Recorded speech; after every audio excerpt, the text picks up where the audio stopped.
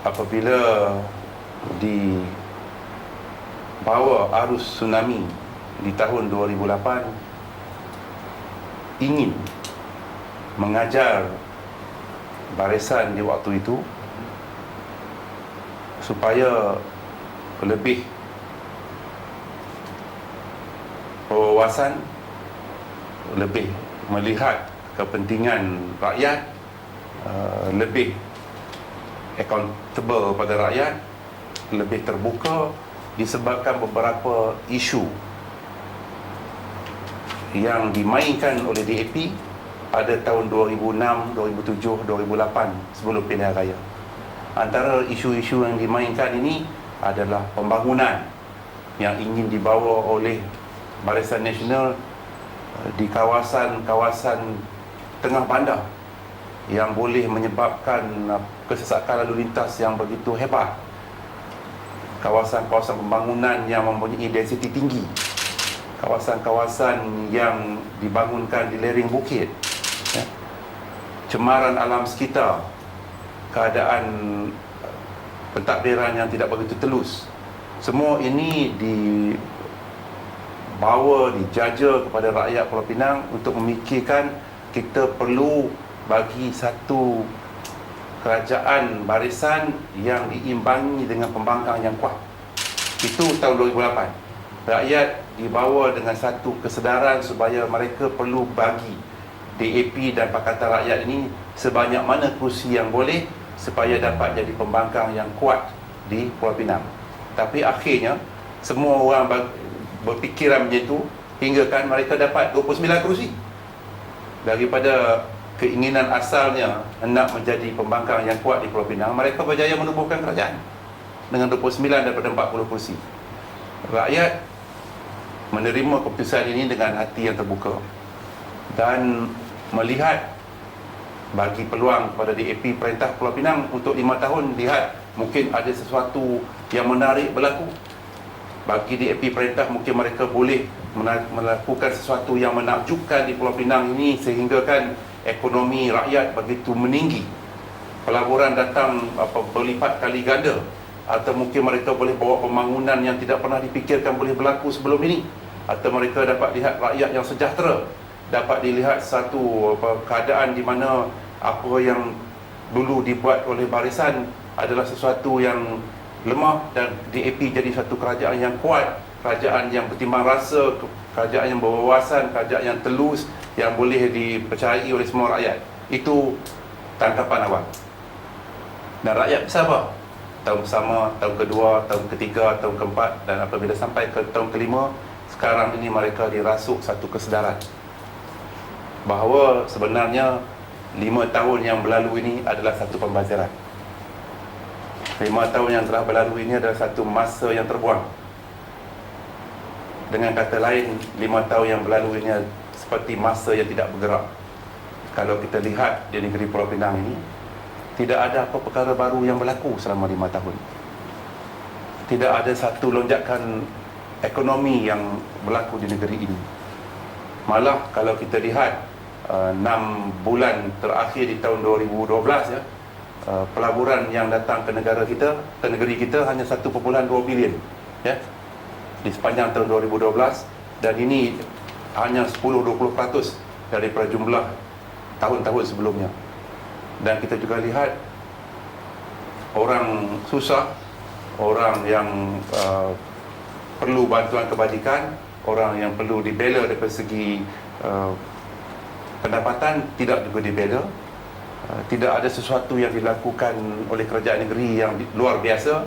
Tak ada sesuatu yang dibuat oleh kerajaan negeri yang menakjubkan. Mereka tidak dapat bina rumah kos rendah dan rumah mampu milik. Ini boleh diselesaikan dengan hanya memberi mandat baru kepada Kerajaan Barisan Nasional. Datuk dah sebut tadi 5 tahun penuh dengan satu pembaziran. Adakah wajar rakyat Pulau Pinang bersama dengan BN untuk kita sama-sama mengisi pembaziran yang ditinggalkan oleh kerajaan DAP sebelum ini? UMNO dan Barisan Nasional di Pulau Pinang ini kita tak cakap kosong. Kita dah rangka blueprint, kita dah rangka perancangan untuk negeri Pulau Pinang dalam 5 ke 10 tahun akan datang, apabila kerajaan Barisan Nasional memerintah semula. Kita dah dapat mandat daripada Yang Amat Berhormat Perdana Menteri untuk bina 20,000 rumah mampu milik di tahun pertama kita memerintah semula Pulau Pinang. Kita dah dapat persetujuan Yang Amat Berhormat Perdana Menteri untuk satu rangka kaedah dibuat supaya masalah trafik lalu lintas yang begitu mencengkam rakyat Pulau Pinang ini dapat diselesaikan sehingga ke tahap kita akan bina monorail untuk selesaikan masalah trafik di Pulau Pinang. Kita akan mengambil sikap di mana Pulau Pinang ini akan menjadi pusat transformasi kedua. Maksudnya Pulau Pinang akan lalui the second transformation. Dulu kalau kita ingat warisan penjajah di Pulau Pinang ini, warisan kerajaan British pada Pulau Pinang ini adalah Pulau Pinang menjadi free duty. Lepas merdeka, orang datang Pulau Pinang daripada Kelantan, daripada Perak, daripada Johor, semua datang ke Pulau Pinang kerana Pulau Pinang pelabuhan bebas cukai. Selepas merdeka, semua berpusu-pusu ke Pulau Pinang. Ekonomi Pulau Pinang lebih baik daripada negeri-negeri lain. Selepas itu, kerajaan pusat membuat keputusan bahawa free duty ini perlu dimasukkan. Itu adalah satu keputusan adil. Kerana kalau Pulau Pinang terus kekal dengan free duty, kita akan berkembang. Kedah, Perak, Selangor, Pahang akan terus tidak dapat bergerak laju kerana semua bertumpu pada satu negeri. Untuk mewujudkan keadilan, free duty ini dimasukkan, dan selepas itu kita lihat pertumbuhan ekonomi di semua negeri-negeri sekitar berkembang dengan selari dan tidak hanya tertumpu ke Pulau Pinang. Apabila itu berlaku, rakyat Pulau Pinang seperti direntak daripada keistimewaan yang mereka rasai sebelum ini, hilang begitu saja. Tapi kita ada seorang pemimpin berwawasan di bawah kepimpinan Tun Lim Chong Yu, yang menjadi ketua menteri waktu itu, memikirkan bersama-sama dengan pemimpin UMNO apa yang perlu dibuat untuk Pulau Pinang setelah hilangnya status bebas cukai. Itulah pertama kalinya berlaku transformasi Pulau Pinang yang pertama, the first Penang transformation, di mana kita membawa negeri yang dulu berasaskan kepada keuntungan daripada bebas cukai kepada satu negeri yang mempunyai sektor perkilangan ataupun manufacturing industry. Jadi berubahlah Pulau Pinang daripada warna-warna pelabuhan menjadi warna-warna perkilangan dan pembuatan. Pelabur datang dari seluruh dunia dan kita tumbuhkan kilang-kilang dan industri-industri untuk memberi pekerjaan kepada rakyat negeri Pulau Pinang, dan mereka berhidup dengan selesa hasil daripada industri yang berkembang ke negeri kita sejak 30 tahun. Persoalannya, adakah kita terus mahu bergantung kepada industri pembuatan ini? Wahal sekarang ini dunia dan negara telah mula bergerak kepada servis industri, sektor perkhidmatan. Oleh itu, kita di bawah Barisan Nasional telah merancang, sekiranya diberi mandat baru, kita akan lakukan pelan transformasi Pulau Pinang yang kedua, yang akan menambah industri pembuatan yang kita ada ini dengan satu sektor baru yang kita inginkan seperti International Financial Hubs, satu pesisiran kewangan yang akan membawa sektor perbankan dan kewangan ke negeri Pulau Pinang.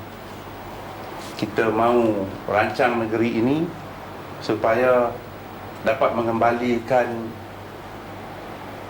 kedipan, cahaya mutiara yang dulu dipanggil Mutiara Timur ini, Pulau Pinang, Pearls of the Orients. Kita nak kembalikan cahaya mutiara ini ke negeri Pulau Pinang dengan membawa pelancong yang ramai kembali ke negeri Pulau Pinang. Kita dapat lihat pulau-pulau berdekatan seperti Pulau Phuket, Pulau Langkawi dan Indonesia serta Kuala Lumpur merupakan hub pelancongan yang hebat berlaku sekarang. Tapi kadang-kadang dapat dilihat seperti Pulau Pinang ini yang dulu semua orang tahu telah terkeluar sikit daripada lencongan pelancongan yang datang ke negara kita ataupun negara Thailand dan Indonesia.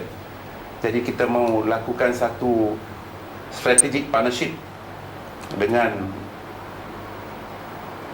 sektor-sektor lain di negara-negara lain dan negara kita, terutama Langkawi, supaya kembali Pulau Pinang dapat dikembalikan semula arus pelancongan yang datang ke sini.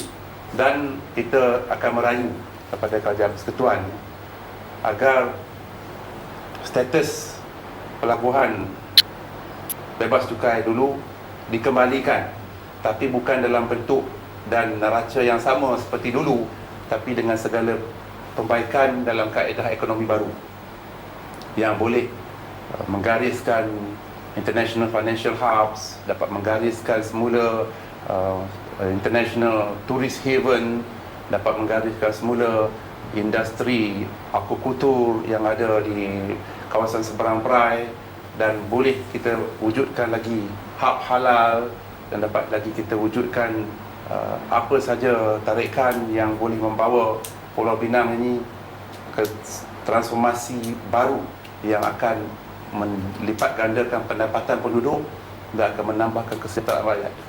Jadi rakyat Pulau Pinang sekarang ini dah mula berfikir, adakah kita mau terus beri mandat kepada kerajaan DAP yang tidak pandai mentadbir, tidak pandai merancang, tapi pandai berkata-kata